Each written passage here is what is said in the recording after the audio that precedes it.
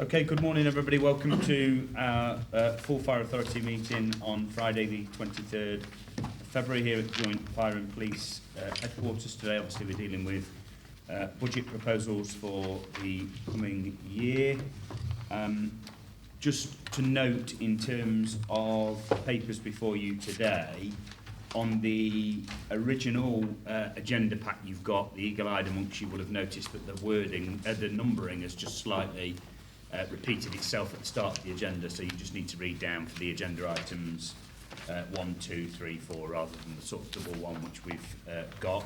Colleagues should also have in front of them an addendum to item 6, which is the budget proposal, where there are just 2 sheets with updated figures, numbers.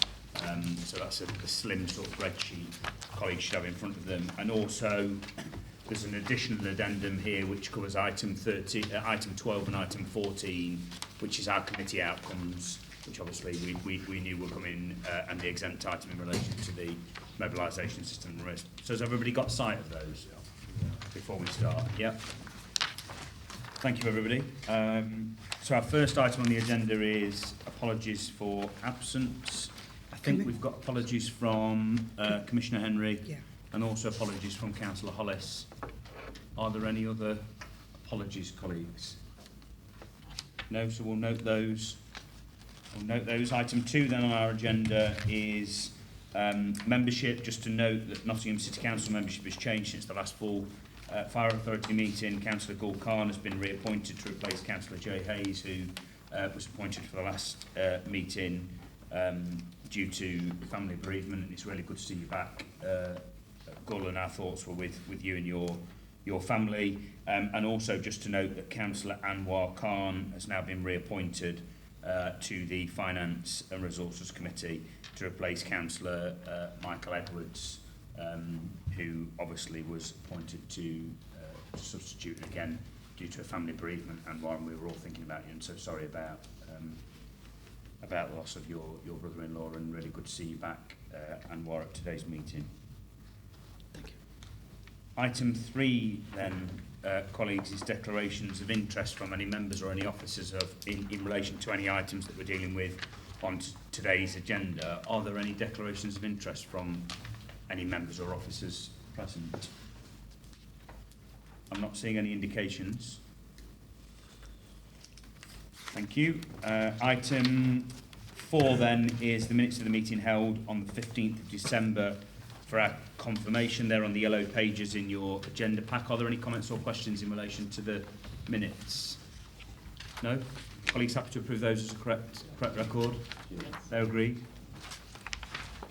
Thank you.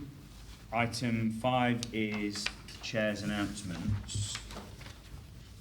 First of all, it's with great sadness that we have learned as Fire Service and as the Fire Authority of the recent passing of former County Councillors Barry Cooper and Councillor John Hempsall, both of whom served with distinction on the Fire Authority. There was an opportunity yesterday at full County Council to pay tribute to both John and to Barry. Certainly the Fire Authority is incredibly grateful for the service that both of them gave while they were on the Fire Authority. I know Barry was the leader of the Conservative group on the Fire Authority for a number of years and played a very, very active role, and likewise I know that whilst John was here on the Fire Authority, John Hempsall, former County Councillor John Hempsall, also made a really valuable contribution in terms of their own communities, but also here in terms of the Fire Authority. So we will pause to have a minute's silence just to pay our respects to Barry and John. But just before we do that, I don't know whether any colleagues wanted to say anything particular in relation to either Barry or John before we have a minute's silence. Councillor Wheeler? Yeah, I'll just be quick myself. Steve, thank you for the words you said there. I covered it mostly in the Fire Authority meeting yesterday. We had Barry, just in terms of the Fire Authority here, he very, very much was passionate about the Fire Authority. He spent a lot of time going through the detail, and he had his files and files and folders from it, and he did speak passionately about the time on here and really enjoyed his time there. So, like I say, I know your words have been much comfort to his widow and to his family. So, thank you. Thank you, Jonathan. Anybody else? We'll pause just for a minute's silence, colleagues.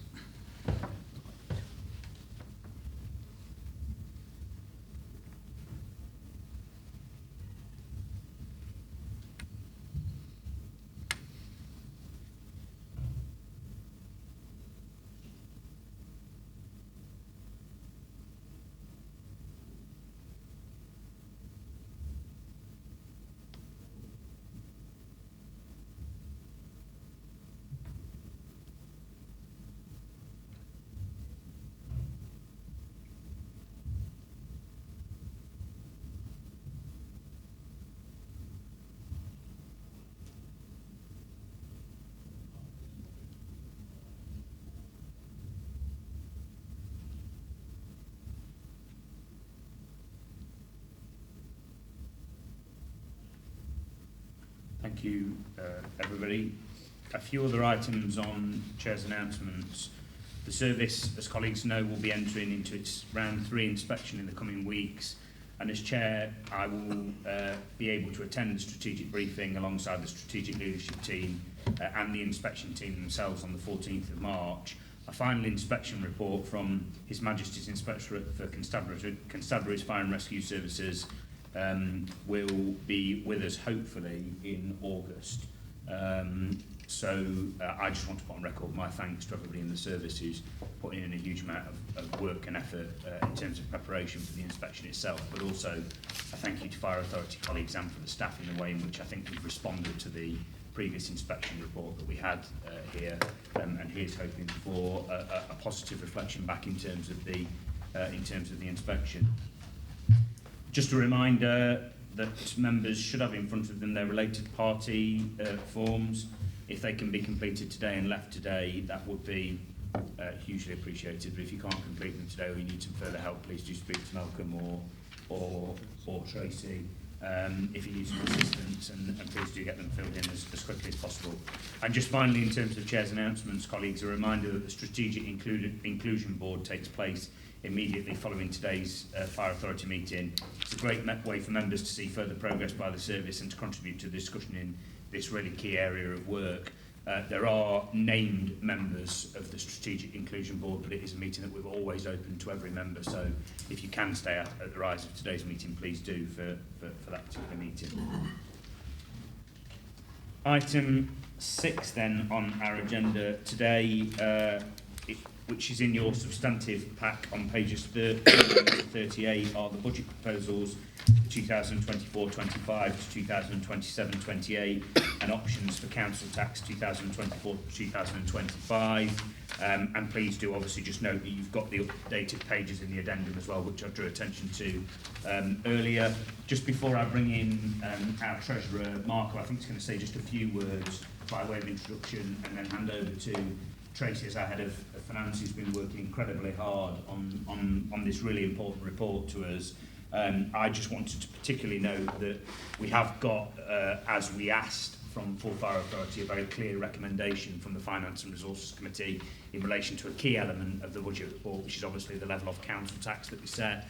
And I should just say on record before we open the budget debate that I'm very grateful for the discussion that took place. And I know Councillor Clark is at the Finance and Resources Committee and the consensus that was reached at that particular committee, obviously, which is reflected in today's papers. So thank you, Councillor Reader, to you and your colleagues for the way in which that debate was carried out and the consensus we were able to reach. I'll hand over to Mark, and then I think Mark's going to hand over to Tracy after he's just done a brief introduction. Thank you, Chair. As you're all aware, I've been involved on an interim basis, and therefore, as a result of that, I've had to rely very heavily on the work and support of Tracy and the team. So I don't have a little bit of an indulgence for me to sort of publicly say thank you to Tracy and the team for the support that I've had.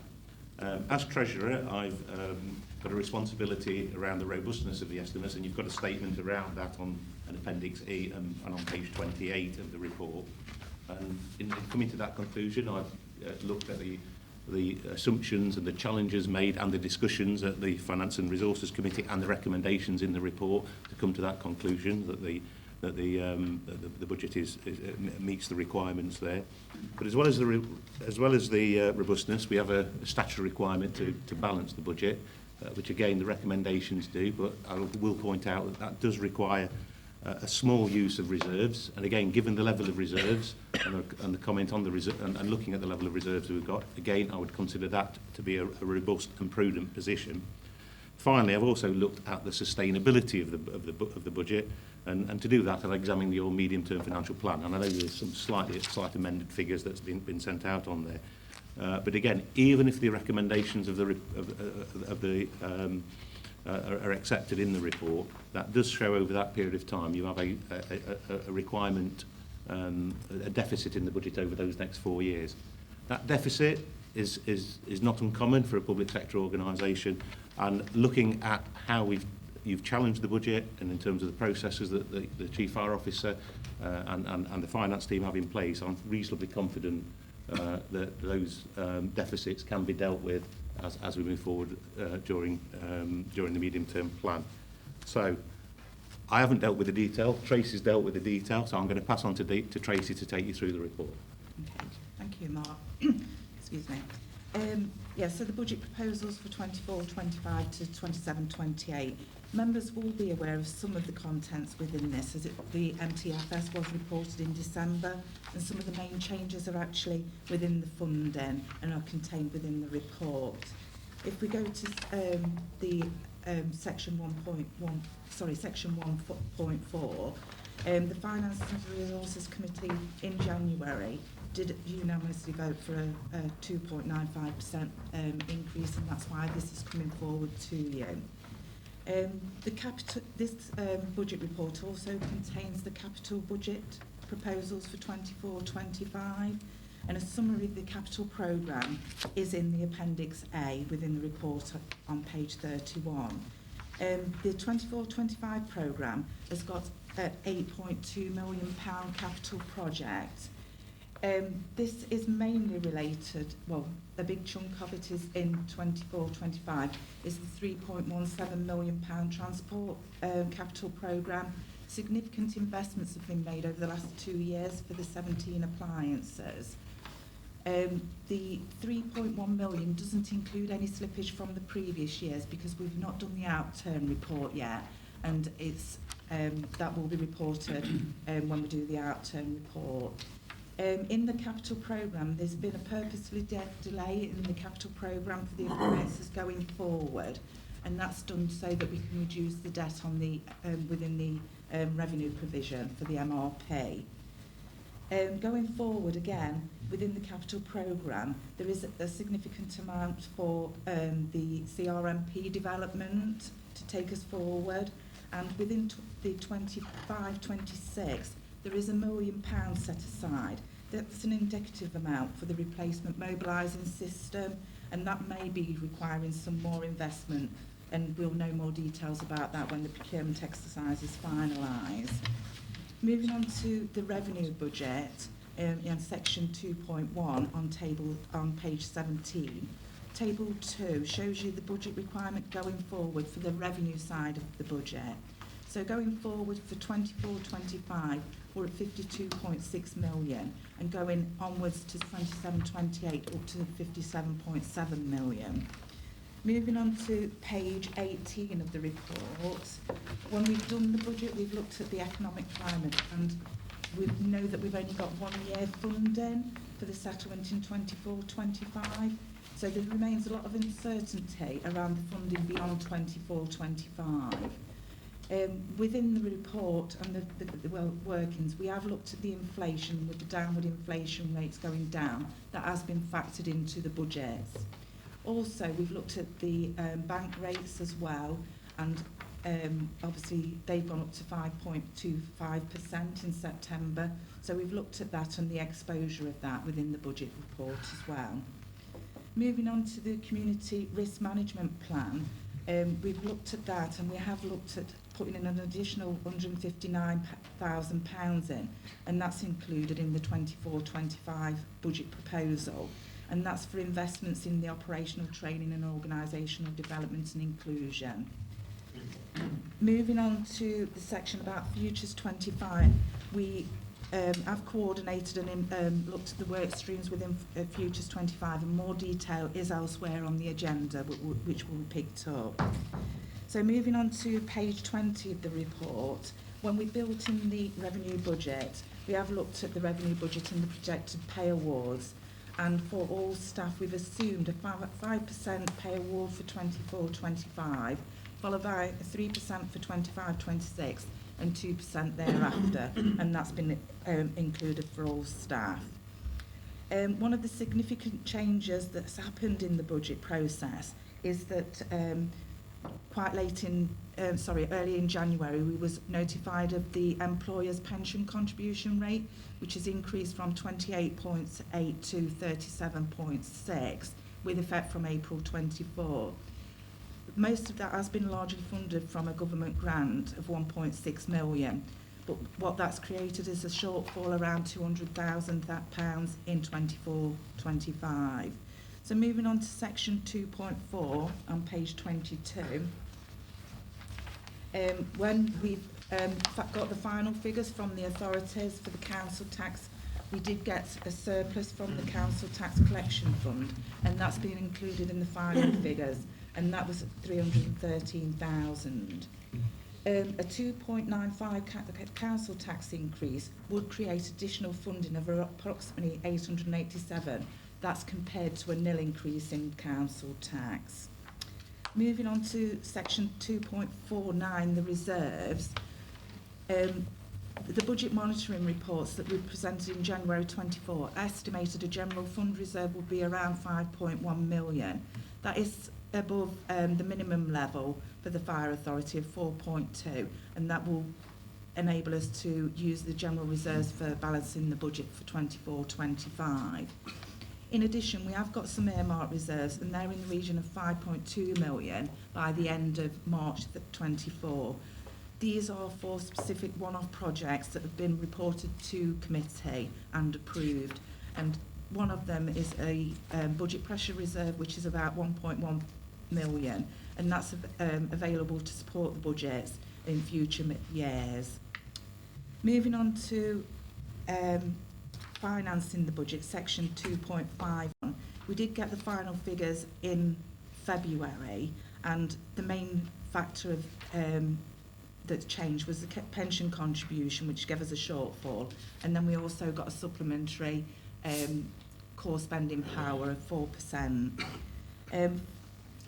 Going on to the funding for future years, for 25, 26 and 20 beyond, that will be determined at the autumn 24, so that leaves us a bit of uncertainty for the future years. Moving on to page 25.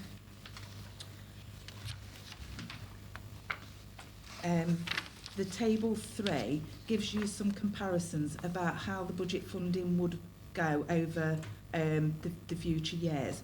If we had a 0% council tax increase, the 24-25 would be £1 million deficit, moving on to 3.7 in 25-26. Again, if we had a shortfall of 1.95% council tax increase, the budget shortfall will be 438, moving on to 2.5 million in 25-26. So again, the 2.95 gives us a £139,000 shortfall and a 1.9 million budget shortfall in 25-26. So the above table does show you the deficit position. If the deficit can be met from the budget pressures earmarked reserve, however, it will be, we'll still have to make significant savings throughout the year to build up a robust budget monitoring workforce plan to take us into 25-26. So now if you go to page 27, and you can see the proposals for the council tax increase, and again it's recommended that we was looking at the 2.95% increase. So a council band A, council tax band A, would be an increase of £1.76, which is about equivalent of a 3p increase per week, and a D would give us a £2.64 increase, which is about 5p per week. The majority of the council tax bands within Nottinghamshire fall within the bands A and B. So that's kind of the summary of the report. I don't know whether Mark wants to add anything further to it. Any questions? We'll just take any questions if there is any. Thank you very much, Tracy, and thank you to Mark too as well for your scrutiny and eye over and support for bringing together the budget, but a specific on behalf of the authority, huge thank you to you, Tracy, for an absolutely outstanding piece of work. I think the report is very, very clear about the challenges, the opportunities, sets out the figures, I think, in a very, very clear way. And I know there's been a tremendous amount of work to get us to this position, Tracy, from you and the team, and all members here, I think, that can speak for, are incredibly grateful for the work that you've done. So thank you, Tracy, and thank you for the way that you've presented the report here today. Just before I open the debate and discussion, colleagues, and in your hands, but I'm going to try and deal with this in the same way that we have done in previous years. Colleagues will be aware that legislation determines that we are required to have a recorded vote on budget-related matters and finance-related matters. So in relation to the 5 recommendations we've got that form the recommendations for this particular item, if colleagues are happy, I'm going to take item 1 and 2, the recommendations, as a recorded vote. They are the budget-related finance items in relation to the council tax level and subsequent preset arrangements. And then if colleagues are happy, because I don't see any reason to split these votes, I'm going to take recommendation 3, 4 and 5 collectively en bloc and just have a show of hands vote again, which I don't think are contentious issues either. I just wanted to say before I open the budget discussion, and I've said this before, as well as the thank you to Tracy and her team, and to Mark and to the Chief Fire Officer and the wider staff team here at the service for pulling together a budget in what continue to be challenging circumstances. A particular thank you to Councillor Clark for stewarding this work politically through the Finance and Resources Committee, John, but also a thank you to Learcat, to Callum, to Richard, Sybil, Jonathan, who substituted at last meeting of the Finance and Resources Committee, and I was very grateful for the contribution you made, Jonathan, to Anwar, and also to Roger for the way that politically you've steered us to the point of hopefully being able to get to a consensus again on the budget and giving some stability to the service going forward. Obviously, the ongoing medium-term financial plan is not without its challenges. You know, where isn't at the moment in terms of the public sector, but this brings us to a balanced budget. It means that we are not using very much of the reserves in terms of only having to draw down on the reserves by just over 100,000. It leaves us overall in a position where reserves are in a decent place in terms of some of the challenges that we've still got coming down the line. And it does mean that we're asking for a 5 pence per week increase in council tax if you're in a Band D property, and a 3 pence per week increase if you're in a Band A property.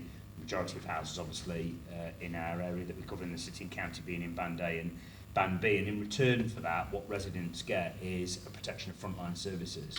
No fire engines being removed, no fire stations being closed, and a service that continues to be able to protect people and support people when they need us. So I think we've got to a good position. We don't know where the pay award's going to land. I think it's a prudent position and a right position to make an assumption around 5%. Obviously, if the negotiations nationally with the trade unions end up in a pay award that is less than 5%, there is a financial dividend as a consequence of that to the service. But I think it's prudent to take that position at the moment and not try and second guess those negotiations at this stage. So I'll open it up for any contributions that colleagues want to make in relation to this item.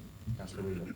Yeah, thank you. I want to say, actually covered a lot of my points, but just to say, you know, it's always difficult when you set a budget and you ask people to pay more for services, and you know, especially on this side, we don't like raising tax unless we think there's something in it for residents. I think what you just hit the nail on there is the increase when you really break it down. You talk about percentages all day long, but like I say, a few pence a week, but what we're actually doing is making sure we're not doing cuts to stations and appliances and increasing call times, which I think is really, really important to be able to set that message out to residents. And you know, with no point is that we don't just want to say this is being complacent. I'm sure you've said that as well, and the finance team is do as well. And thank you very much to Tracy and Mark for the work you've done, especially coming on sort of temporary roles. I know it's always harder when the amount of work that's involved, so thank you. But you know, to the future 25, the work we need to do to make sure that budget, there's a deficit, we need to make sure we get that down, and obviously look at the future year planning.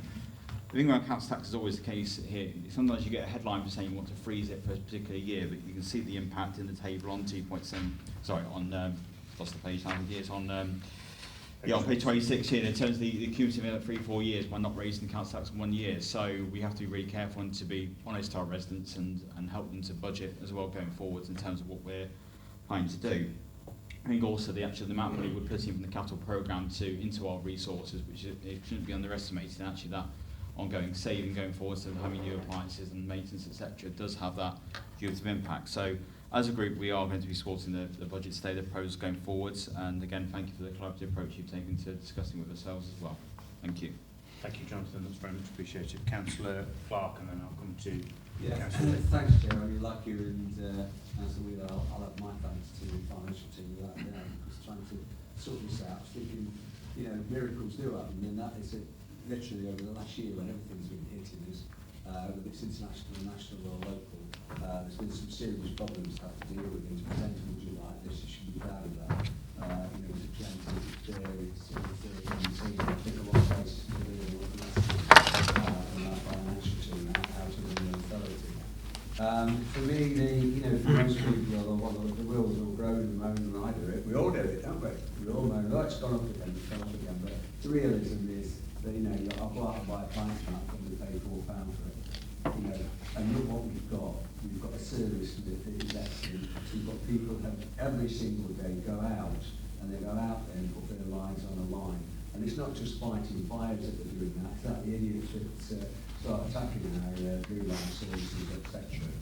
So for this, I think it's excellent value. And you know, I mean, the signs are there. The future years now, and something's got to happen somewhere. The taxation's got to change in a different way. I mentioned the poll tax, but you know, everybody's got to contribute to this. We have a city of Nottingham now with problems, but they're in respect to students. But we're paying for the council tax, you know, and so a lot of services are being gathered and taken without paying anybody, individuals paying towards it. We've got to see if there is another new government, then please look at it and look how we're going to continue these good services and stop them deteriorating further. But well done to the financial team, and thank you. Thanks, Sean. Councillor Lee and then Councillor Butler. Thank you. I was getting ready to press a button, but we don't have a button here.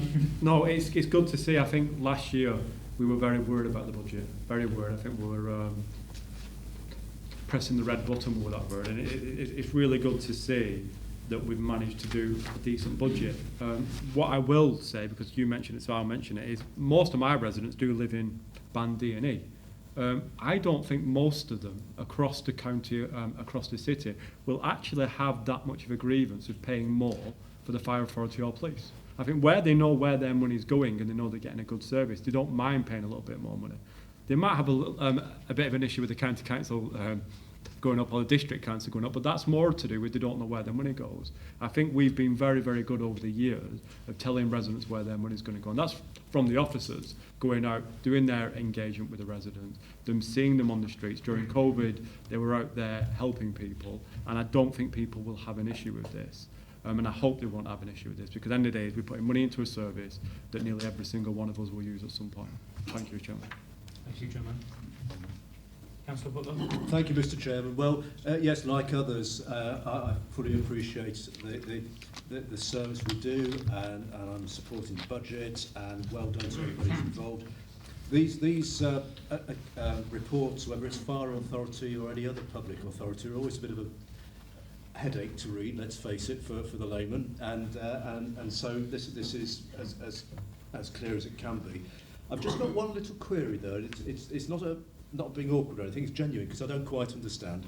But when you look at page 22, and you did mention this in your commentary, paragraph 2.41, and you're referring to the £313,000 surplus charged to Council Tax Collection Fund. Maybe I'm being simple or thick, but what does that actually mean? Is that in effect a sort of unexpected bonus type of thing for this coming? Oh, well, that's the answer then. Maybe I'm not as simple as I thought. Just a bit of clarification. Yeah. So the council, they pay over the collection, what they actually get, and then they've got a surplus or a deficit. So some councils might have a deficit because they've not collected as much as they're expecting. And at the end of the financial year, whatever that we get is part of their collection fund in previous years. And so we do actually put a budget in for it, but it was a bit slightly more than what we was expecting. Right, so it's unusual to hear about more than we're expecting, isn't it? But no, thank you for that. Thank you. I thought that's what it was. I just wanted to be sure. Yeah, thank you. Thank you, Richard. Councillor Ray. Yeah, thank you. And I'd like to echo what people said about officers in terms of the work that they've done here, because it's quite a difficult situation we're in. I think it was alluded to by Councillor Lee. We were very worried last year. We've got inflation, we've got wider problems with the economy that they're all aware of. I think it's very prudent that we've put the pay award at 5%. I mean, I hope that our staff do get 5%. They do deserve it. When you look at the inflation rate at the moment, it's still 8.7%, isn't it, going down by our own predictions to about 5. So any pay increase wouldn't really be a pay increase, it's just covering a cost of living allowance. I think that's good, and I can see we obviously had issues with support staff pay. We'd all probably echo the fact that we were very happy that they got that award, and putting the money in there I think is quite prudent. I say every year, so I'm not going to repeat myself. In terms of council tax, you know, my views on council tax, I think it's regressive, there's not enough of a differential. I don't think it's particularly fair. I know, like, the city where we have, I think it's over 80% in terms of A and B, it's not that far off in the county. But obviously it should be recognised, even if it's only 2 or 3p, it is a burden on people that could have been coming from elsewhere. And we have got some shortfalls from the government in terms of pensions and some other funding which is causing us problems. But I think overall it's a good picture, and I think it's testament to the work that our staff have done and the Finance Committee that we're in this position. Thank you. Thank you, Nick. Any other colleagues want to make a contribution in terms of the budget proposals? Chief? Yeah, thank you, Chair. Thank you, members, in terms of the comments, in terms of my thanks as well to the team that support us all every single day. I suppose just bringing the dampener down, you have recognised that in future years there is a deficit. You agreed in 2022 to the Futures 25 efficiency programme. That has been ongoing since then. You've also had some successes in that time that I hope we can share with the HMI. We've put Ashfield back. We've moved some staff into other key areas of work. We're doing some refocus on prevention because we know that the local authority picture is a very changing one, so we have to change our model, and that's a significant change in the organisation. We're developing a new CRMP this year that will have to be funded and resource-based, and that'll be coming to you over coming months for consultation and contribution as members about the kind of things it's saying or you'd like to see in that community risk management plan. I think some of the things I say about future years, there is a deficit. You know, we either cut our costs or we get more funding in that respect. And there's still some challenges ahead, and it would be remiss of me not to kind of remind us that we're very aware of that as a leadership team. And some of the things that we've got as well coming ahead of us, we know that we've got whatever national government is in place, that I'll play by the rules that are set for me as your Chief of the Fire Authority. So we've got another finance settlement period that we have to go through that might change things, whoever's in power, and we've also got another precepting period that, again, there may be some flexibilities that you may choose to use or not. So it may be jammed tomorrow, but you know it's not a done deal yet, and the future numbers will surely change, I'm sure. And there are some things that have been net losers and gainers as well. Tracy pointed out about the pensions. The 2.3 million that has been flat money for about 5 or 6 years, that's now been rolled into the grant, which is obviously going to subject to CPI. That's a good thing. The 1.9 million that we get in terms of employer contributions, we're a 300,000 to $250,000 net loss. And core spend's gone up, but some of the grants that government give us as well, they've gone down. So, but we're in a better position than we were sort of 4 weeks ago when we were looking at about £500,000 deficit, which is now 139,000. So lots of things in there, but some of the things just kind of give a summary about the picture we're playing with. And of course, as part of your CRMP, we're doing another fire cover review that's completely standard about looking at where we've got our emergency response capability. Because of course, as you well know, that 80% of your budget is pay. And when we're looking at things like £2-3 million of savings, it's clear that you can't do it all from non-pay budgets. Thank you, Chair. Thank you, Chief. Thank you, colleagues. From my perspective, this is a budget that is balanced. It gives stability to a crucial emergency service that the citizens of Nottingham and Nottinghamshire rely on, and in return for asking for an additional few pennies per week for the hard-working residents who live in our city and county, we are protecting appliances and fire stations across our city and county. And for me, that is absolutely critical, given how important this emergency service is. I'm going to move to the vote, colleagues. I'm going to ask the clerk to read out the recorded vote by name. We are voting at this stage on recommendation 1 and 2, so to agree the recommendation of the Finance and Resources Committee to the Fire Authority that there be a 2.95% council tax increase, and secondly to approve the 2024-25 precept level to be noted to the billing authorities based on the information set out in section 2 and Appendix C as required by statute. Okay, I'll read out each name. Could you indicate for me, please, whether you're for, against or abstain? So the first one, Councillor Learcat Ali? For. Thank you. Councillor Callum Bailey. For. Councillor Richard Butler. For. Councillor John Clark. For. Councillor Robert Corden. For. Councillor Sybil Fielding. Councillor Patience Theodora. For. Councillor Anwar Khan. For. Councillor Gul Khan. For. Councillor John O'Lee. For. Councillor Devontae Okori. For. Councillor Michael Payne. For. Councillor Nick Rain. For. Councillor Nigel Turner. For. Councillor Roger Upton. For.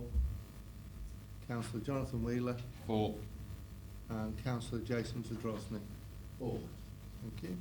It's unanimous.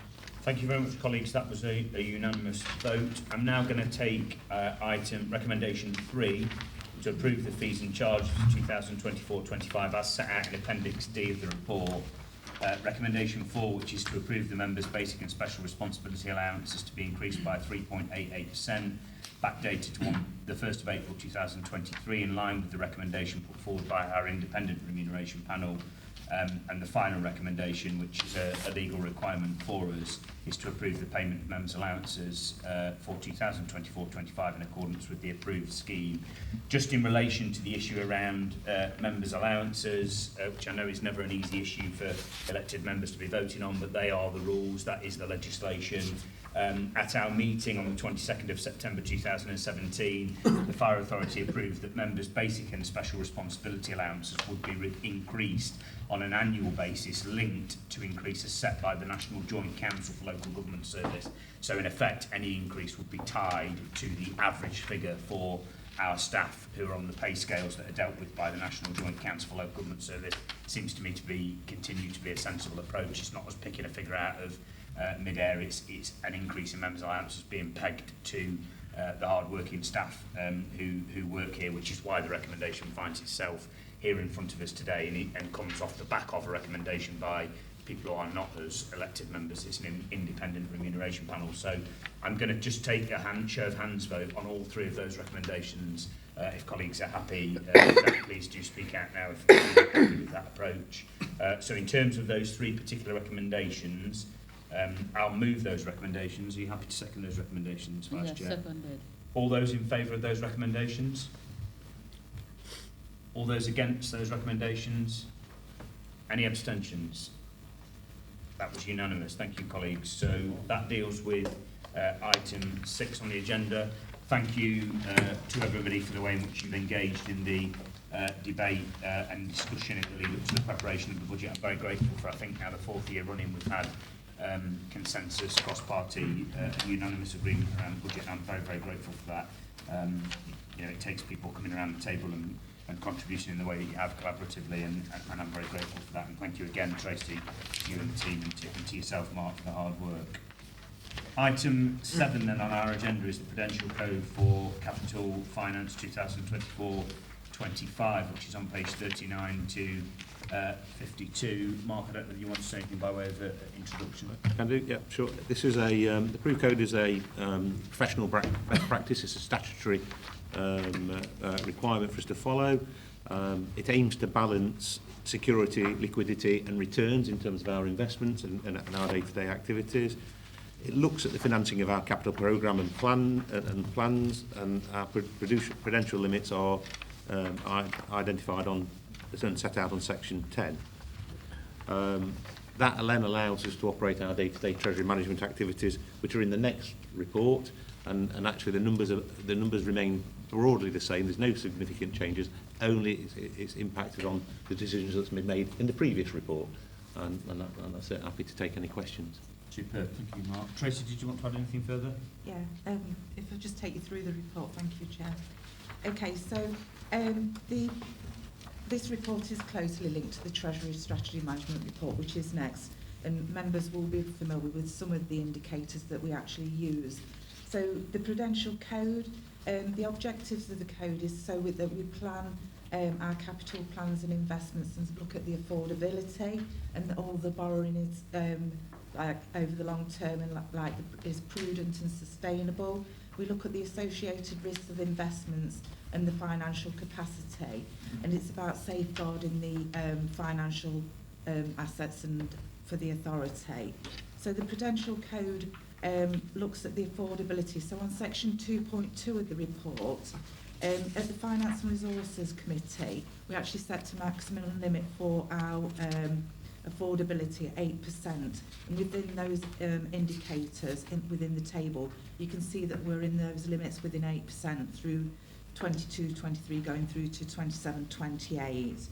So if you go now to page 42 of the report, in section 2.5, that looks at the capital programme and the affordability, and these have all been planned in with the budget report going forward that we've just approved. We also look at the MRP, which is the minimum revenue provision, and the reinvestment, and you can see that in the table above in 2.5. This looks at what we use to look at to reduce the borrowing for repayment of further debt. Moving on to the capital financing requirement. The capital financing requirement is always within the Prudential Code, and that looks at the amount of the external surplus to fund the capital programme, and it represents the underlying need to borrow for the capital purposes. And we need to make sure that we don't exceed these limits, and if we do, we would have to report it back to committee anyway. So the operational boundary and the authorised boundary. The operational boundary is set and is the total estimate of our external debt, and the authorised limit is essentially the same as the operational boundary, but it does allow headroom, and that takes account of unusual movements in our cash flow. All the limits that we are bound by are on page 51 of the report. So moving on to page 49, section 2.37 of the report. Last year there was a new liability benchmark, and that was a new indicator for last financial year. The graph on page 49, that looks at the borrowing compared to the life of the assets. So the lines on the graph actually show the life of the assets within the organisation, and the bars within the graph actually show the borrowing within the organisation. So the chart shows the authority's outstanding debt did exceed the CFR and the liability benchmark in March 2023, and that was due both to the timing of the borrowing and the level of the capital financing expenditure incurred in 22-23. Again, the potential limits are set out in the report and are in table 10, and most members will be aware of these limits that we actually adhere to within finance. So, any questions? Thank you, Tracy, and thank you, Mark. The recommendation is that members approve the prudential limits for 2024-25, which are referenced in section 10 for details, which Tracy's drawn our attention to on page 51 of our pack. Are there any contributions, comments, questions we want to raise? I'll move the recommendation. Seconded. All those in favour? All those against?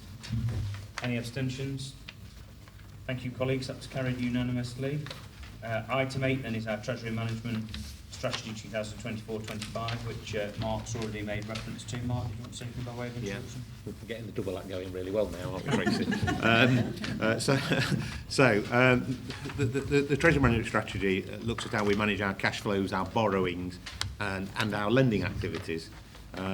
It also identifies our approach to repayment of debt, as Tracy's alluded to the minimum revenue provision. That's the charge that goes to the taxpayer in terms of the annual budget, which has just been approved.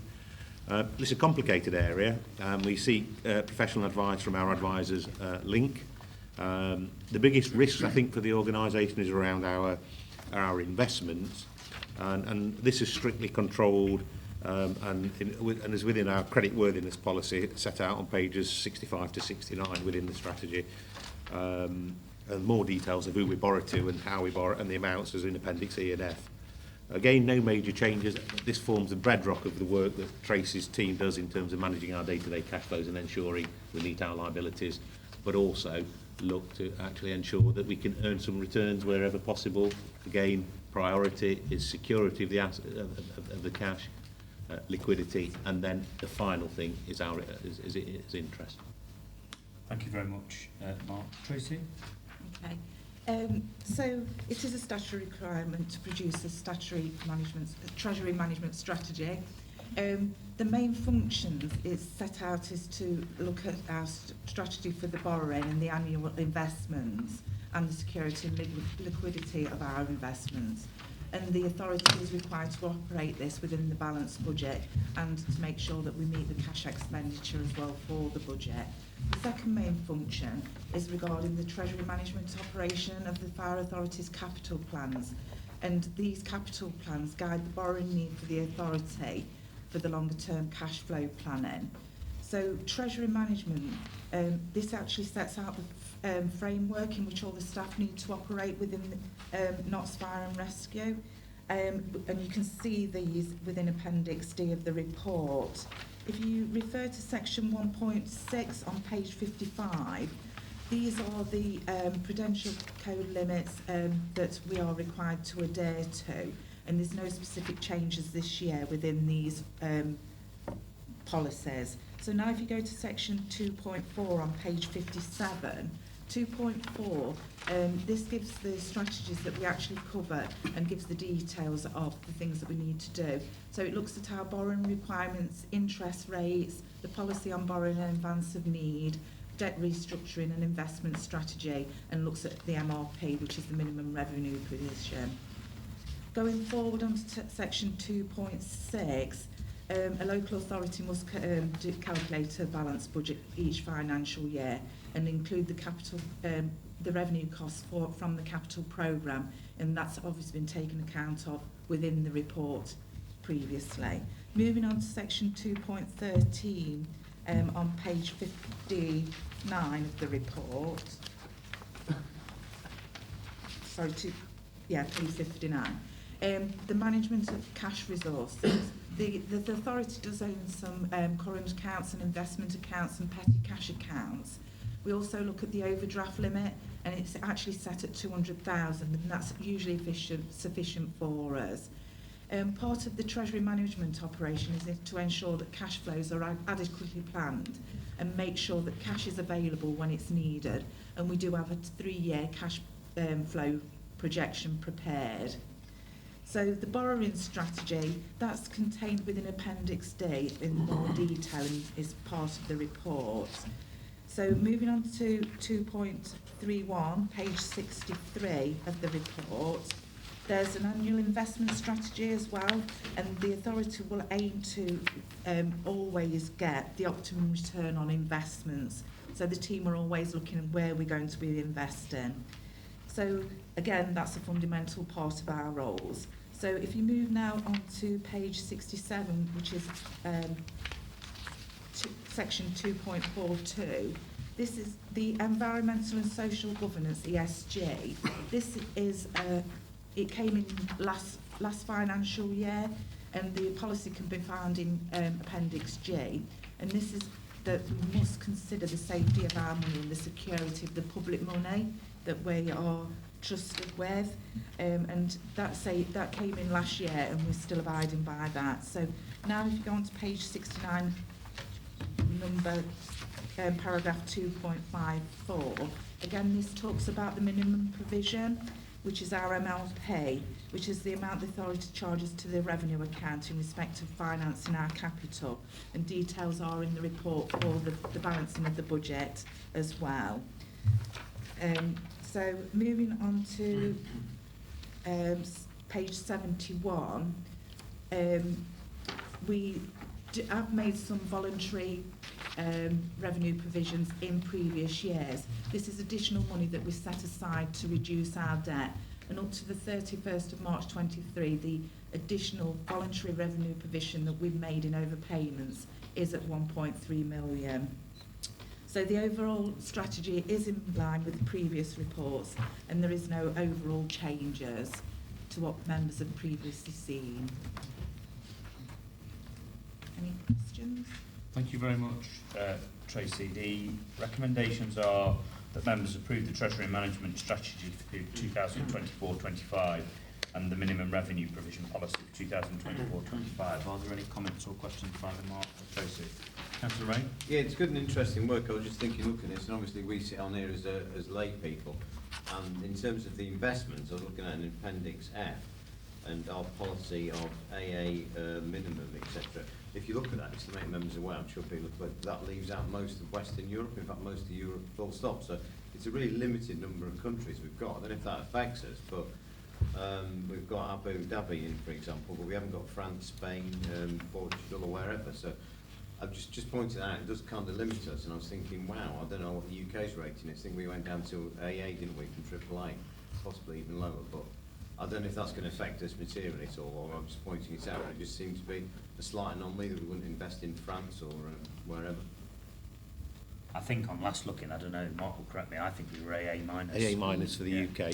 So, Okay. we don't quite get into our own policy. So we wouldn't invest in ourselves, is what you're saying? Well, I think what the Prudential Code is around is actually Yeah. security of our assets. So what we don't want to do, because this is taxpayers' money, is actually lose any of that at any time. And some of us that have been around a long time can remember days whereby local authorities have invested in banks and societies that have subsequently folded and at some loss to local authorities. So that's why the background of the Prudential Code comes in. Yeah. We this is about risk appetite. Some organisations may want to go down to Bs and As and Cs, and the lower and the more sort of riskier a place you invest in, generally you get higher interest rates because the interest rate is a measure of risk. So what we're attempting to do here is ensure that we actually put at the heart of everything that we do the security of the assets. In terms of is it problematic, it's not problematic because there are plenty of options. It would be problematic if we got to the stage whereby we'd got in money and we could find nobody to. We've got so limited number of institutions that could take that, but I can assure you that's unlikely to be the case. But yes, it does point out, and I think what that points out is the uncertainty in Europe around their economic sort of setup.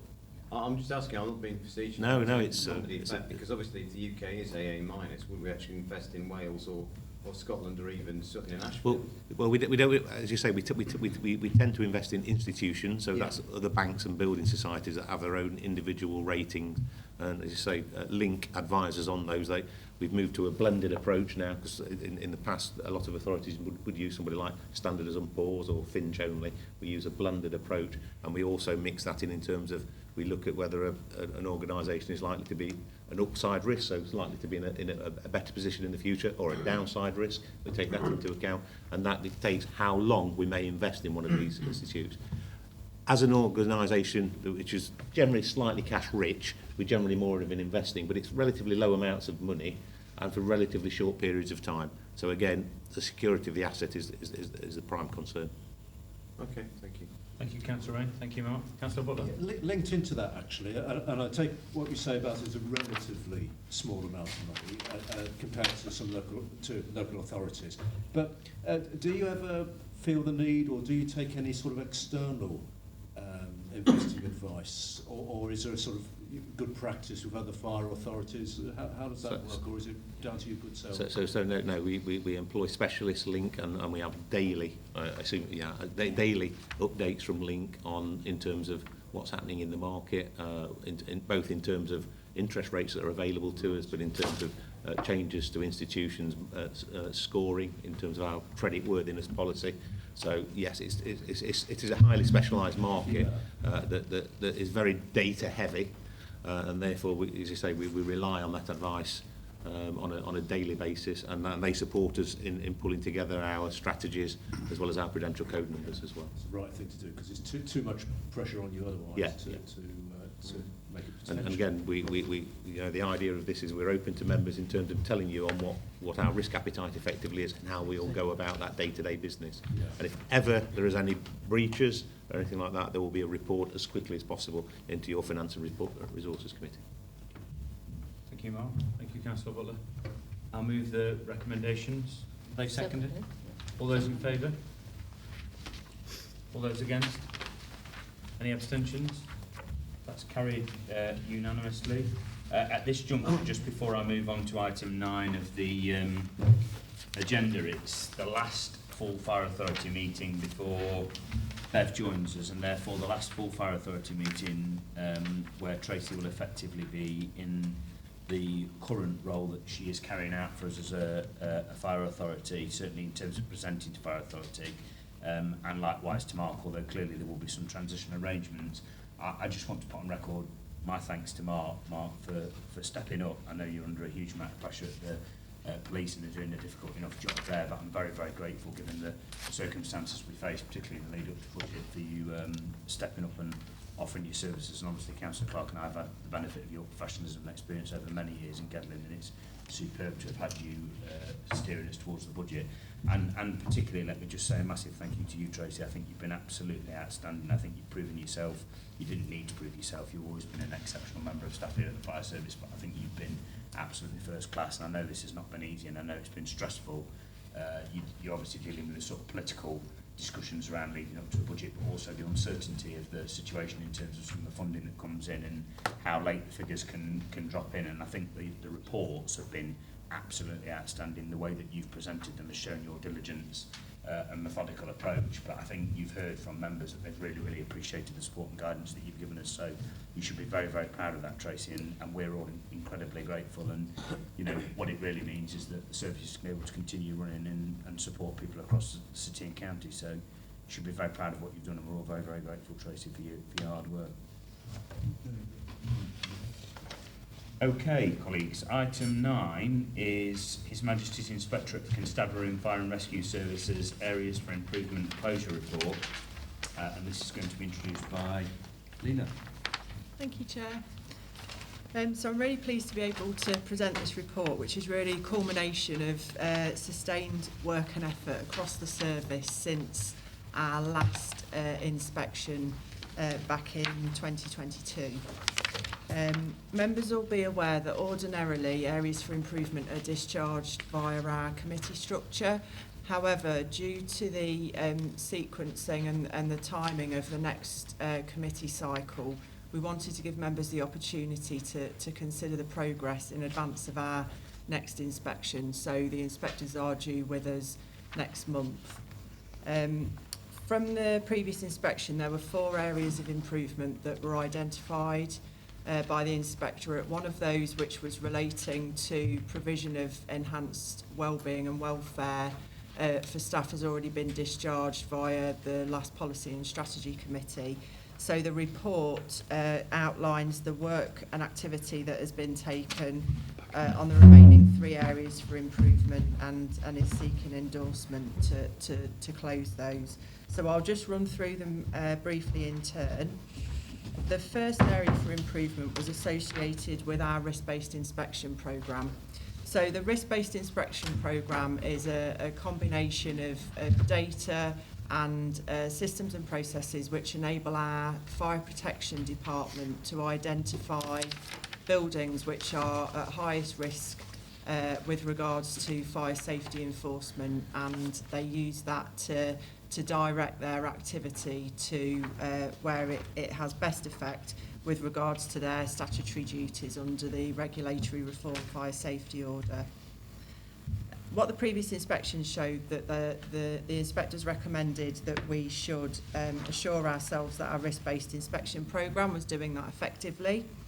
And there's been a huge amount of work that has gone on since the previous inspection. One, to make sure that the technology and the systems and the data processes that support development of the risk-based inspection programme were working effectively, and also to put assurance processes in place within the team. So we're confident that the outcomes and the outputs from the data and the data systems are accurate and are making sure that we're deploying our resources to best effect. We're now assured, there's been an amount of work that's been done on the technology, but we're now assured that we've got the systems and processes embedded as part of our business as usual. And you'll note from each of the areas for improvement within the report, we have not rushed to close them. We want to make sure that the internal assurance and the internal governance arrangements are sound and embedded before we've brought them to authority for your consideration. Work hasn't stopped there, so we continue to seek to improve wherever we can, and we're now looking to incorporate recently released guidance from the National Fire Chiefs Council which outlines national good practice with regards to the risk-based inspection programme, and we're looking now to incorporate that into our own arrangements locally. The second area for improvement for your consideration is about how firefighters, so our frontline operational colleagues, how they access risk information via the mobile data terminals, which are the in-cab electronic displays. And those data terminals host a range of operational guidance, documents, premise information, mapping and plans. So with regards to the previous inspection, we were asked to ensure that those systems were reliable for staff. Since the previous inspection, all of the hardware and software associated with mobile data terminals has been changed, and that's been done in conjunction with our mobilising system provider, Sistel.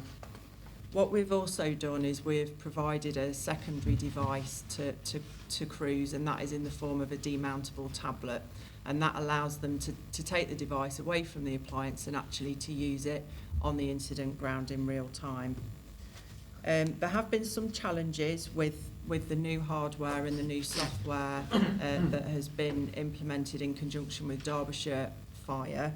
But we're pleased to now report we've made concerted and sustained work in conjunction with Sistel. We're now running on version 15 of the operating software, and again you'll see we've taken our time to close this area for improvement because we wanted absolute confidence that the performance and the stability of the system was as good as it should be, because it's a safety critical piece of equipment, and we're confident now that we have reached a stable position, and we've still got routine quality assurance reporting right up through to a strategic level to make sure that continues. The final area for improvement for your consideration is around the evaluation of collaboration activities. So what the Inspectorate actually found was that the service was evaluating collaboration activities, but that evaluation was slightly limited in its scope and mainly focused on the financial implications and benefits of collaborations. There was a recommendation that was broadened out. The service have taken the opportunity to expand the activity around this area for improvement slightly broader than that was identified by the HMI, really because it makes good business sense to do so, to make sure that we really are evaluating and making sure that we're getting the best return on investment, both financial but also energy and effort of colleagues. So we've taken the decision to resource a corporate programme office which will really embed evaluation into all of the project and programme delivery that we do, to make sure that we've got formal evaluation processes in place, but also that we are realising the benefits from the investments that we're making on behalf of our communities. In addition to that, we've also funded a PhD student via Nottingham Trent University. So we've got the benefit of two world-class universities on our doorstep, and we do try to capitalise and make the most of the partnerships and the collaborations with those organisations. So we've got a PhD student who's currently reviewing a range of our projects and work streams with regards to evaluation, and she will continue to report back to the strategic team throughout the next financial year. So I'm happy to take any questions on any of that if there are any. Thank you, Leila, and thank you to you and to the wider team for all the hard work in relation to these particular three areas for improvement and the work to get us to the point of closure. And I think it's very clear from what you've said and also from the report that they've not been rushed. There's been a diligent approach to them, but also for the hard work of yourself, the team, but also everybody involved in the way in which they responded to all the areas of improvement from the inspection. The recommendations are that we note the progress made by the service in the areas for improvement identified by HMICFRS for the previous inspection, and that we authorise the closure of the three outstanding areas for improvement, as has been explained by Leila. Are there any comments or questions we want to raise? Councillor Wheeler? Yeah, again, thanks to the team for the work on this. I think the only slight notice I have is on 2.14 about the work with Sistel, because it's not really disrespectful to Sistel, but in a previous life working with many suppliers, when you're towards the end of a contract, the risks always go up. just because understandably, knowing what's going to be happening in that contract, it's just making sure we're going to be putting some extra mitigation buffers in to make sure we'll be making sure that doesn't potentially slip and cause us an issue on, not just about reports, it's about obviously the safety at the end of the day. So just that bit of reassurance, we're going to do that extra bit of work to absolutely make sure it doesn't slip. Thank you, Councillor Chief. Yeah, thank you, Chair. I'm glad you reminded it, Councillor. To be fair, you'll know you've got Michael here as Assistant Chief, who's still currently joint funded with Derbyshire, looking at Sistel and replacement mobiliser system. You've got a further paper that Michael will be presenting to members as an exempt item that's laid out on the front of the paper, the reasons for that. But yeah, very much, we're not taking those eye off Sistel just because we're moving something else. If anything, we're keeping an eye on it even more. Did you want to add anything further, mate? No, but I take on board your comments. It's the risk in terms of the working towards the end of the contract with the supplier is noted in the corporate risk register. It's very much at the forefront of my mind in terms of contract extensions that we're currently negotiating with the system. Thank you. Thank you. Councillor Bailey and then Councillor Upton. Thank you very much. I just wanted to comment on the collaboration between, the collaboration activities. Myself and a few others attended a joint session with the Derbyshire Power Authority, and within discussions and presentations, you could actually see in quite good detail actually the work that's happening between Nottinghamshire and Derbyshire, actually to bring together that joint activity.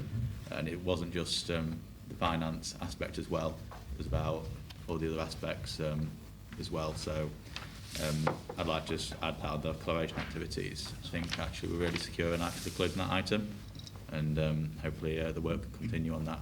Thank you very much. Thank you, Councillor Bailey. Thank you for that feedback. Councillor Upton. Thank you, Chairman. On page 87, item 2.4, I'm not sure on my own recollections of this, but it says that the fire safety inspections are targeted at the highest risk non-residential buildings. Is it non-residential rather than residential? Yeah, yes, Councillor. In terms of fire protection, it's non-domestic property. There's prevention side of your statutory duties, so safe and well visits are domestic properties. So there's three strands in terms of your current CRMP, as you'll know: prevention, protection and response. So protection is the business-built environment, basically. Thank you. Thank you, Councillor Upton. Chief, did you want to add anything further? Yeah, please, Chair, just the opportunity, because it reminds you, as Leader's gone through the report, why is this important to members? The Majesty's Inspectorate provides transparency and information to communities about the performance of a local authority public service. It's the discharge of your statutory duties. So we've talked about protection there, your statutory duties, mobilising systems, your statutory duties to receive and mobilise emergency vehicles. So that's why it's important. It's also important to me that we close them before we go into the next HMI, because undoubtedly there will find things that we need to improve upon. And I don't want to add this list to another list that's coming in and reprioritise things. So really important to me that we do that. And it's important as well, the HMI in their strategic briefing ask, what have you done since the last inspection, your areas for improvement? Well, clearly we've taken them seriously. We've always brought them to members in terms of level of scrutiny and interest that members want in this forum. So we've kind of done that. And also there was some of that, it builds into the design of your next CRMP as well. So how are we going to deal with performance management evaluation, as Leela has detailed there? So we're actually using the information to build the next CRMP, and hopefully we'll learn a lot of lessons over the last couple of years as well. Thank you, Chair. Thank you very much, Chief. I'll move the recommendations if there's no further contributions. Somebody have a second? Seconded by the Vice Chair. All those in favour of the recommendations? All those against? Any abstentions? Those recommendations are carried unanimously. Thank you very much, Leila, for presenting the report. The next item on our agenda is the Futures 25 update, which is on page 91 to pages 98, page 98, sorry, on our agenda. And this is going to be introduced by Leila. Thank you, Chair. So members will be aware that Futures 25 is the authority's efficiency strategy. And phase one of the work, which started in May 22, was primarily concerned with supporting the authority to be in a position to set a balanced budget. And there were two main pieces of work which were delivered as part of phase one. So that was a Green Book management review, and we did reduce the Green Book establishment as a consequence of that review. It's quite small savings of 140,000, but what that also did, it was the start of strategically reviewing our workforce, and that has now led on to some other pieces of work which I'll talk about in a moment. The other key part of the work was the fire cover review, which was delivered in that year, and that has the consequences of that were Ashfield Fire Station being changed from a day crewed station back to a whole-time provision, and also we were able to liberate 4 firefighter posts from the operational establishment to be deployed to support other areas of risk for the organisation, including work to develop our approach to equality, diversity and inclusion, and also to more effectively engage with local communities. So the aim of the Phase 2 programme are to continue to support the authority to operate in what is still a really challenging financial operating environment. So we've heard this morning already a small deficit forecast for next financial year, building to round about 1.9 million by 25-26 financial year. So it's still a challenging financial picture, but also the organisation has still got big aspirations, and Futures 25 aims to balance not just efficiency but also to continue with the service improvement agenda.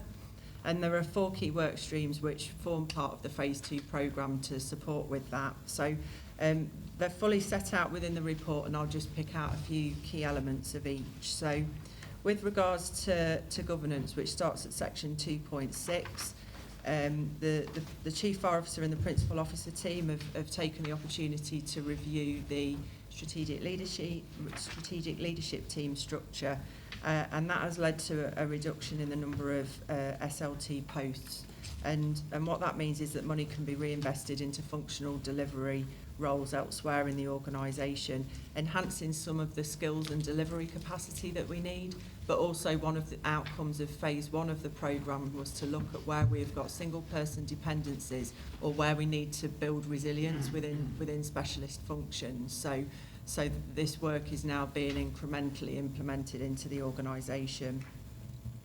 With regards to revenue budget management, we're shortly going to be required to submit our second efficiency plan to the Home Office. The first one was submitted last financial year, and within that there was an expectation that fire authorities would create a 2% non-pay efficiencies and to increase productivity by 3%. Now, our return last year, the fire authority and the service had well exceeded those targets, but we don't rest on our laurels, and the Futures 25 team in conjunction with the finance team continue to identify and document the non-cashable savings and the efficiencies that our systems and process improvements are specifically generating. Section 2.10 talks about service redesign. The service redesign work streams are really the most significant, it's where the significant bulk of work is sitting within the programme. So we've made a £200,000 investment in our CFRMIS database, and that is really our core database which supports the bulk of our protection and prevention work. We are now in a position where this financial year we're completing nearly 15,000 safe and well checks. That's a significant increase on the numbers that we've delivered in previous years, and is really classed as a high volume process now. So we need to make sure that these high volume processes are as efficient and the systems work as well as they can do for staff, both our operational frontline crews who go out to do the bulk of the delivery, but also to make sure that the data is sound, secure and of good quality in the background. We've also taken the opportunity to implement an online home fire safety check tool, which is called SafeLinks. This is a nationally developed product which supports members of the public to reduce risk in their own homes. And at the same time, it is improving the efficiency of referrals for those people who complete the Safe Links tool. Where they're identified as high risk, it means that we can get specialist support to them in a more efficient way via our specialist Safe and Well services. Within the next financial year, we are looking to review the business processes and also the mobile devices that are used by crews associated with the Safe and Wells. And we also have planned a number of functional reviews. So currently underway at the moment is a review of our prevention function, and updated structures will be implemented early in the next financial year. The aim of which really is to respond to changing need and changing demand within our communities. So we recognise the impact that some of the national reports have had in terms of fire service culture and behaviour, and the potential impact that has got on trust and confidence with our communities. And we also recognise the importance of continuing to sustain positive action work to make sure that we're still seen as an employer of choice. So we've carved out and invested additional dedicated resource to support with those community engagement activities. And also we recognise the increasing level of vulnerability that we're seeing in our communities, and we've identified and redeployed additional resource to be able to respond to that and to support individuals to be as safe as they can in their own homes. Within the next financial year, we're also looking to move to functional reviews in two other areas, and that's our people function and also our ICT function. I think we recognise that both of those areas are so pivotal to the successful delivery of everything that we do, that they will be the next areas of focus within phase 2 of the programme. Moving on to culture, EDI and leadership, obviously there are a number of national drivers for change and improvement in this area, but I think it's also important to recognise and to note the sustained energy and effort that we've had locally for a number of years in this area. And it's important to point out that we are not just invested in this area because of what is happening nationally or the recommendations within national reports. It was something that we were doing anyway, and we'll continue to build on that. So we've identified and committed additional resources to support both organisational development, leadership and management development skills within the organisation, and also looking at how we can support positive action and workforce diversification over the longer term. And in December, the Strategic Inclusion Board supported the concept of longer-term workforce diversification planning in the form of a 10-year workforce diversity plan, and that will be presented back to Policy and Strategy Committee in May of this year. And I think it's also important to recognise the link to other national products, so we continue to work to embed the National Core Code of Ethics, and also are using a number of the National Fire Chiefs Council products with regards to leadership and management skills and capabilities, so they are also built into the programme. Finally, at section 2.20, I just wanted to touch on the strategic collaboration, which Councillor Bailey has already mentioned. So we had a joint members event over in Derbyshire a few weeks ago. As we've already mentioned, Derbyshire Fire are a valued collaboration partner, and we're already working jointly on high-profile collaborations, including our joint fire control and also joint procurement of the new mobilising system. And at the joint members event, it was agreed that work would commence to align our corporate risk management planning cycles and also our fire cover review planning cycles. So work is starting on that this year, with the aim of by 2028 we will have aligned with Derbyshire, so we are doing CRMP development, corporate planning development and community risk analysis using the same methodology jointly at the same time, and that might help us to identify potential further opportunities for joint working. So happy to take any questions. Thank you, Leila. The recommendations are that members note the current and future activities planned as part of the Futures 25 programme, that we endorse the approach to strategic collaboration with Derbyshire Fire and Rescue Service as set out in paragraph 2.20 and also as explained by Leila, and that we agree to receive future updates on the Futures 25 programme. Are there any comments or questions from any members? Councillor Upton and then Devonta. Chairman, a lot of work there, and thank you for the report and outlining the four main work streams. Am I correct in thinking that Futures 25 is ending in March 25? I mean, is this the last year of the programme? So I think what we've recognised is Futures 25 at the minute is aligned to our CRMP planning cycle. We've been having some discussions as a leadership team to recognise that really service improvement is here to stay, and we're looking at how that can be incorporated almost as a business as usual function within our corporate planning and project delivery. So I don't think it's work that will necessarily stop, but it may be that it is absorbed just into a business as usual activity going forward. Thank you for that. Then the supplementary would be, in view of the amount of work and what you've just said, do you think there's any merit in putting some timescales on the work streams? Because as I sit here, relatively new to it, I understand what you're saying, I applaud what you're doing, but I find it rather difficult to think, well, are there any milestones looking down the track in the future when these work streams will hit certain milestones or in fact be completed? Just a thought. So all of that information does exist in the background. Right. I appreciate the report is taking a bit of a wider view of it, but the details there if you'd like it. Thank you. Yeah, Councillor, just to kind of add to that, I suppose milestones, there is the working documentation, so the prevention review, for example, the phase of that about the review and the communication with staff about whether that's now complete, we're now moving to implementation, and there is an implementation plan to that, and the ICT review, we just even had a discussion this morning about pushing that back a little bit. So we are taking a programme and project approach to the packages of work, and there is a kind of completion dates, or I suppose really aspirational at the moment, because we've got a lot of stuff on, as you say, but there are dates in there. Thank you. Thank you, Roger. Fontaine, then Callum, and then Richard. Yeah, thank you for that overview there, Leila. I think my question is kind of similar to my colleague over there in regards to Futures 25 programme. Is a fantastic programme by the sounds of it, but with key milestones. Every 12 months, what are the objectives in terms of the acquisition of new members of staff that fall into particular criteria?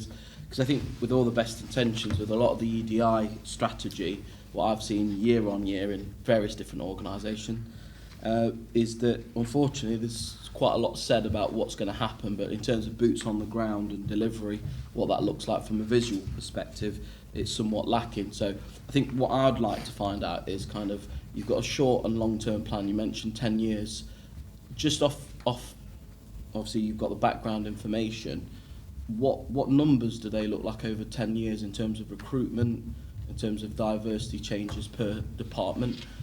So kind of I'd like, if possible, to be kind of garnered with that information from a 12-month plan. How many people you plan to recruit, which positions are they going to be, and which protected characteristics are relevant to obviously what the national report has stated. Because I think there's a lot of detail in it, as you've mentioned in the background, but if there's no figures or facts to go with it, years and years go by, and then we kind of have the same conversation.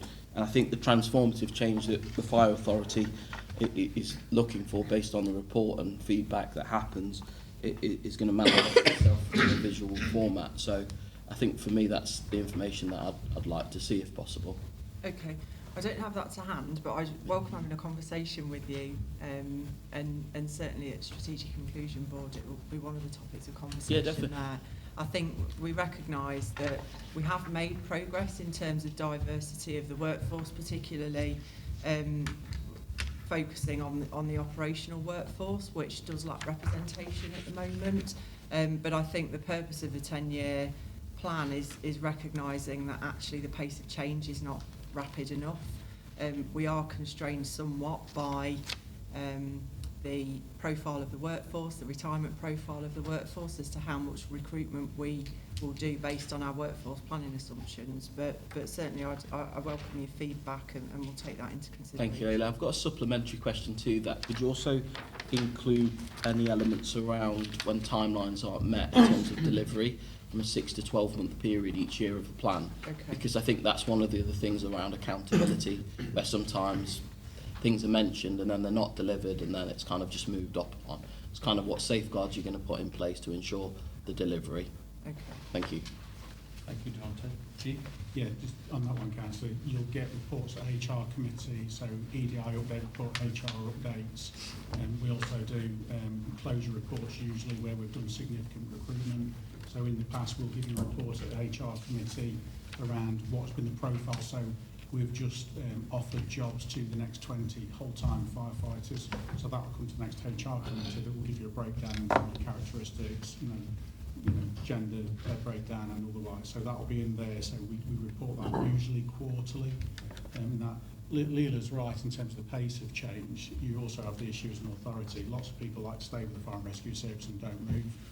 You've got very significant diversity, but if you go into parts of the county, from a kind of ethnicity perspective, not very diverse at all. But then you look at the socio-economic side of diversity that's coming more and more almost as a protected characteristic in itself. So there are quarterly updates to it, but on this particular strategy, there's the expectation that will be built in with milestones that hopefully will just feed into the mainstream of committees like Strategic Inclusion Board or HR committee or any future committee that's there as well. So we do report it at the minute, but in terms of the aspirations for this one, a new piece of work that hopefully we'll be able to give you some information. Yeah, thank you, Craig. I think I'd just be looking for the wider plan, because not an ad hoc approach of a monthly session that maybe some people are included and some people aren't. It'd be what the wider strategy is, just to get some clarity. And I think just, Leela touched on a couple of things that, positive action is one element of changing the culture and the makeup of this organisation. It's been usually done by secondment, so we've got some recruitment coming up in the future. A few months before we'll do some positive action. And my view is that community engagement in prevention and with operational staff should be where every contact counts. So where an operational crew goes to a school, not to do positive action, they should take the opportunity while they are there to promote the Fire and Rescue Service as an employer of choice and a career of choice for young people in the city and county. And I think we've been less overt about doing that. It's been a bit of a side thing, and that's why we've moved some resource from the operational ridership into an OD group that will focus, partly their role will focus on continuous positive action and community engagement. So we're trying to resource some of those areas of risk and get it more integrated into what every crew should be doing, because they're the bulk of your workforce. Thank you, Graham. Thank you, Devonta. Helen? Thank you very much, Chair. And I think actually my question almost touches on both other two colleagues in terms of, I suppose, more deadlines and a few more details. I suppose my main concern actually, if you look at 1.2, the forecast deficit next financial year increases to circa 1.9 million. In Future 25 remains a vehicle which these efficiencies will be delivered. Obviously, because it's so crucial, I do feel that in terms of when we'll be next seeing a report which details actually how any efficiencies are going to be made. I know you previously mentioned actually that consultation's finished in terms of workforce review. So I suppose my main question actually is, as it's a long-standing piece of work and it's an important piece of work, but in terms of the impact of the Fire Authority, I suppose the revenue budget management stream is almost crucial for us to get a grip of for the next budget. Thank you very much. Thank you, Colin. I mean, point taken. I can't remember a meeting of the Fire Authority in recent months where we haven't had an update on Futures 25. So for me, this is an ongoing piece of work, and I think there are a number of vehicles for doing this. There's work through the individual committees, isn't there? There's work through group leaders. This is an ongoing conversation that's being had. And obviously there are not only the challenges around cultural change, you're right, but there are challenges around efficiencies and some of the challenge over the medium term financial plan. Some of the difficulty with all this, of course, is that it says that there's a potential deficit over the lifetime of the plan of 1.9 million leading up to 2025-2026, but you of course know there's a general election in the middle of that. There's a change potentially in the local government finance settlement next year because we're working on 1 year settlements, so there's a lot of unknowns as well. We've got to work with the best information we've got in front of us to work up plans, which I think is your challenge back, but there are various different routes to doing that, and this is obviously an ongoing conversation at the senior leadership team. So we'll take the feedback on board and we'll make sure that we try and get ahead of it, as I think we have done this year with prep for the budget, and you'll continue to get the updates that I think Leila has very helpfully given. Richard? Yes, thank you. It's not a question, it's an observation. I don't really need an answer, but it's paragraph 2.21 refers to a recent joint members event with Derbyshire, and given the amount of work we're doing, collaborating with Derbyshire, it's important we know what's going on. I would just encourage members to attend these events. I think it's fair to say we were rather outnumbered by Derbyshire on the day. There were 2 of us there on the members' side. And but certainly it was the first one of these I'd been to, so maybe it was a new experience for me. But I'd just really say if these are held, and we really should go, because you pick up a lot of information from this, and it was an opportunity to talk to colleagues from Derbyshire as well to find out what they're doing and all the rest of it. So just an advert, really, plea really, if you can, go to these things, because quite a lot of work goes in organising them. Thank you, Richard. Anybody else? Okay, the recommendations are as I read out. I'll move the recommendations. Somebody can second them. All those in favour? All those against? Any abstentions? That's carried unanimously. Thank you, Leila. Thank you, colleagues. Item 11 on our agenda is sector reform update, and this is going to be introduced by Damien. Thank you, Lord Chairman. Thank you very much. Thank you, Chair, and good afternoon, members. So this is a bit of an overview, a brief update on the sector reform and the long-awaited government response to the white paper consultation on reforming our fire and rescue service, which was published back in 2022. Members will probably remember the reform white paper was published in direct response to the recommendations from the Her Majesty's Inspectorate at the time and the Chief Inspector, which made a number of recommendations across the areas of people, professionalism and governance. Just before Christmas last year, we received the government's response to that consultation, and it covers those 3 areas which I'll touch on now. So in relation to the people aspect, there's been a number of areas, particularly in this area, that have progressed since the consultation was brought out, particularly in relation to the legislation around disclosure and barring checks for staff, which members will be aware we've implemented in the service. New leadership programmes which have been adopted, trialled and embedded within the service as well. And there is also the National Direct Entry Scheme, which has been trialled at station manager level, which we continue to monitor and evaluate as that becomes embedded. The government's response touches lightly on these areas, particularly in just ensuring that they are monitored and embedded consistently across the sector. The government uses the paper to highlight that the fire and rescue services functions are clear in terms of legislation in relation to firefighting, community safety and national resilience. But it also states that the government has a continued commitment to fire and rescue services collaborating with other partner agencies, particularly in relation to health and policing. Under the section of people, the government states that they will continue to support employers to work with representative bodies and the National Joint Council in relation to the pay mechanisms that are currently in place, and they hope through an inclusive process with the Home Office a review of these can be completed early in 2024. The government do state, however, that if meaningful change is not seen in relation to this, the pay mechanisms, they will explore other routes to ensure a modern, fair pay system is constructively enabled to enable the reform required in England. There is also, under this people section, a brief mention to the ongoing issues around improving workforce diversity that Leila was just updated around the work that we're undertaking here in Nottinghamshire, and also addressing the nationwide issues around recruitment and retention of on-call firefighters, with the government committing to ongoing work with partners to address these issues. As we move to section 2.8, brings us on to the professionalism element, and within the white paper consultation, a key element of that was around the establishment of an independent professional body that would bring together both the work of the National Fire Chiefs Council and also the Independent Fire Standards Board in a model that looked very similar to the existing College of Policing under a College of Fire and Rescue. The government response highlights their commitment to achieving this.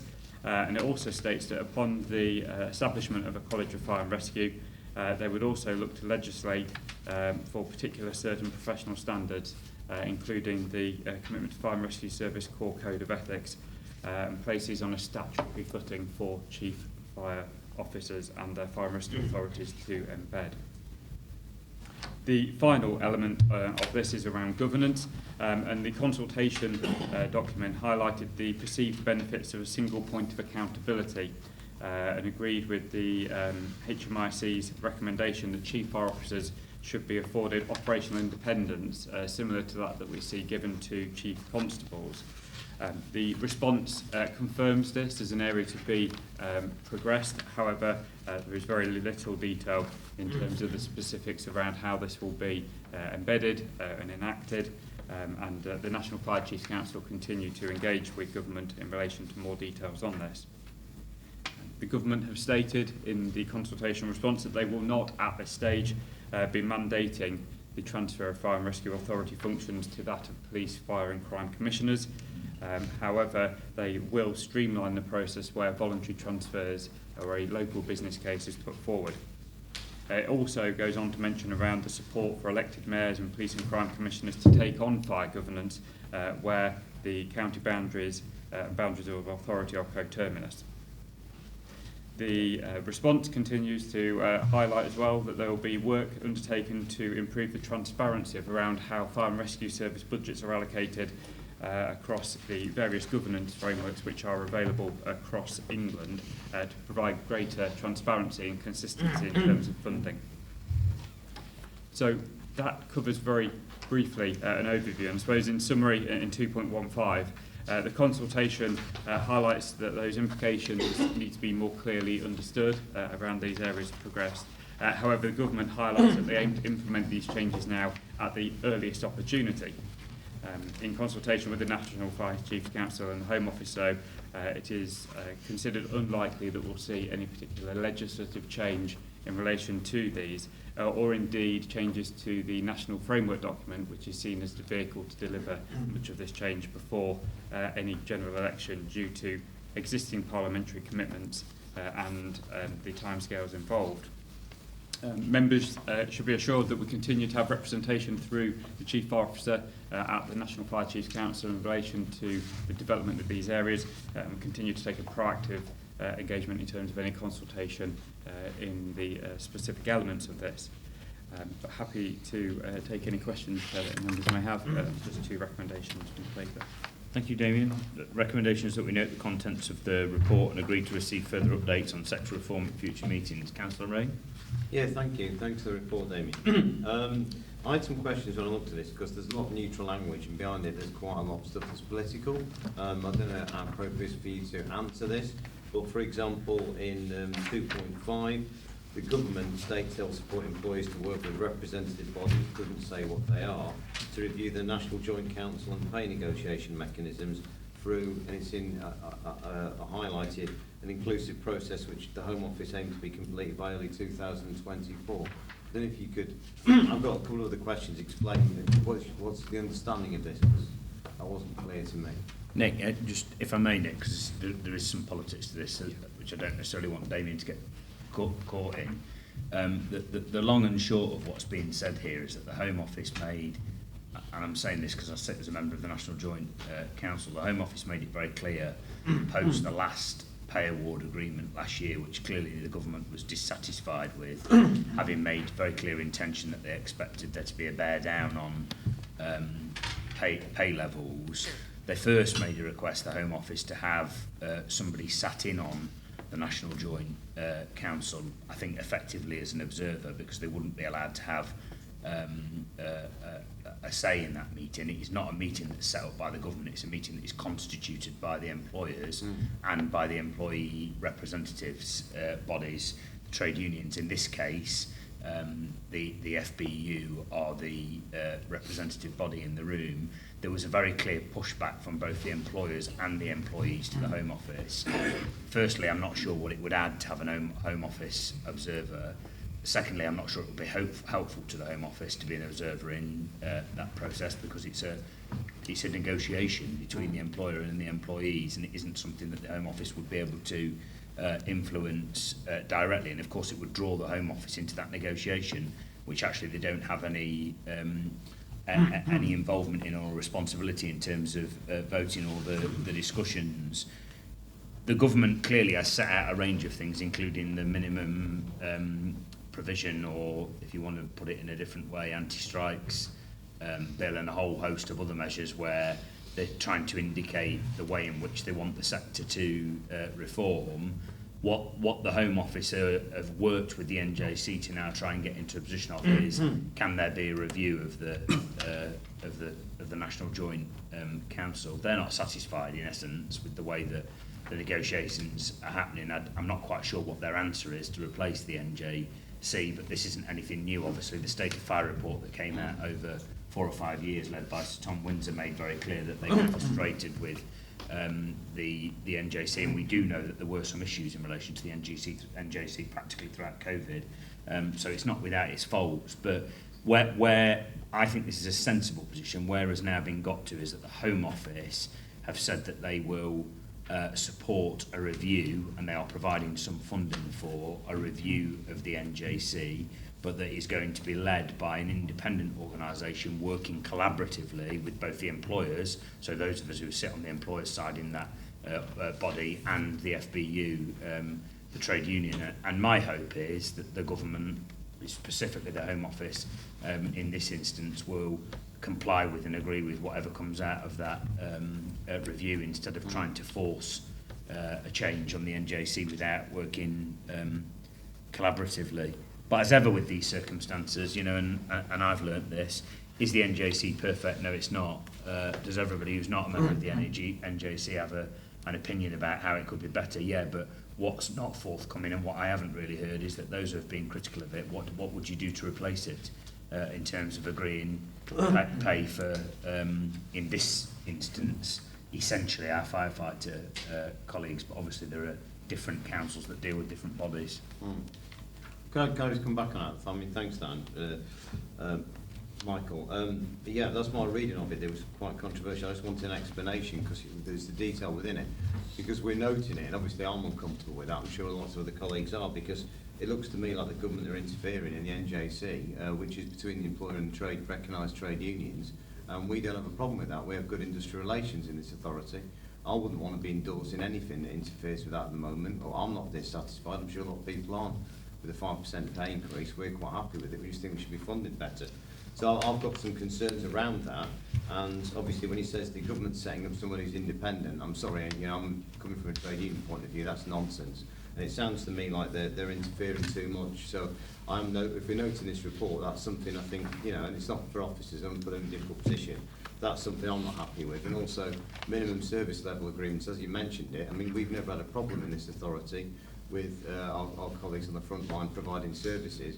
And I see, and I know what other people do, minimum service levels is just an attack on working people's rights to actually take industrial action, and we don't want any part of that in terms of this authority or to be involved with it. I know officers have to implement whatever they're told to do, but I hope we're never in a situation where we're undermining the industrial action of our workforce, who hopefully won't have to take it going forward. So behind this, it's quite controversial, and it goes on to talk about professionalism and an independent standards professional body and so on in 2.8 and 2.9.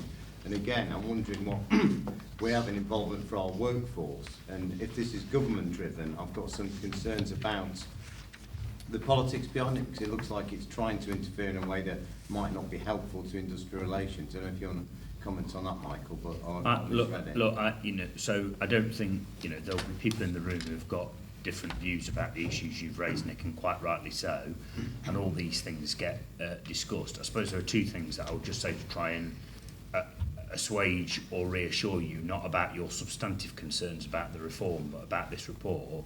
So the first thing I'd say is this is a report that is simply a statement of fact back to the Fire Authority. So we're not being asked to agree to a specific reform element by the government. This is simply setting out as a matter of fact what is happening, and I hope that assuages your concern in relation to that. The second thing I'd say is, and I don't think I've hid my position as the chair of your authority about this, and it's well rehearsed in here. I've got a very clear view about the minimum service provision legislation that the government wants to introduce. I've been very, very clear about that. I don't think here it's needed. I don't think it's necessarily needed in the fire sector. I will also say I recognise that the government has a mandate and they have a right to set out their aspirations in terms of changes to legislation. But then that's a contested issue, and you've got to win over both the sector and the public, and I don't think we're quite there yet. So, the point I just strongly make to you, Nick, is that in terms of the government's view about wanting a review and a change to the NJC, as the chair of your fire authority, with a separate hat on, I am sat as a member of the NJC. I am engaged in those conversations and discussions. I share a lot of your concerns, and I've raised a lot of those concerns directly. We're working collaboratively with the FBU. I think we've got to a better place than we would have been. I think it would have been heavy-handed of the government to try and move, to cast the NJC aside, or to move in and have an observer from the Home Office. We've now got to a position where the Home Office is working with us collaboratively. Are the FBU 100% happy? Probably not, but we're in a better place than we were. And the other point I'd just make, which is again a statement of fact, is with a lot of this sector reform stuff, it's all good and well ministers and the government saying these things are going to happen and we want them to change very, very quickly. But Damien made the point, which is a statement of fact to group leaders, there is an ensuing general election at some point. We know it's got to happen before January 2025. We know that it's likely to happen by the end of this year. It doesn't take a rocket scientist to work out that if it's the back end of this year and it's 6 months, there isn't much parliamentary time left. And some of this stuff will require changes in legislation, not just by virtue of statutory instruments. So let's see where we get to in terms of the issues. I recognise within this fire authority there will be differing views about some of the legislation, and it's right that people have a chance to have their say and have differing views. But this report here today is not asking the authority to endorse or condone or disagree or agree with a particular piece of government legislation. Those debates will take place elsewhere, and obviously there'll be an election that will settle some of these issues. The report today is simply trying to reflect back to you as a statement of fact what is actually happening, and you've made your position clear, Nick, and I've heard it loud and clear. Thanks. If there aren't any other comments in relation to that report, I'll move the recommendation, which is that we note the contents of the report and we agree to receive further updates on sector reform at future meetings. Does somebody have to second? Seconded. All those in favour? All those against? Any abstentions? That's carried unanimously. Thank you, colleagues. Item 12 then is committee outcomes, which is on the thicker addendum that you have been circulated with today on pages 3 to 44, and we're just asked to note the committee outcomes. Anybody want to raise any comments or questions in relation to those? People happy to note the committee outcomes?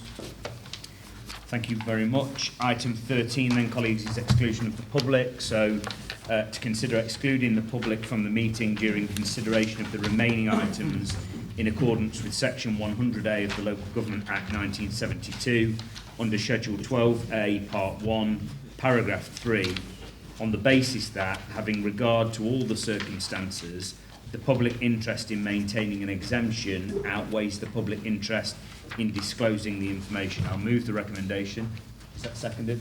Seconded. All those in favour of that recommendation? All those against? Any abstentions? That's carried unanimously, so to stop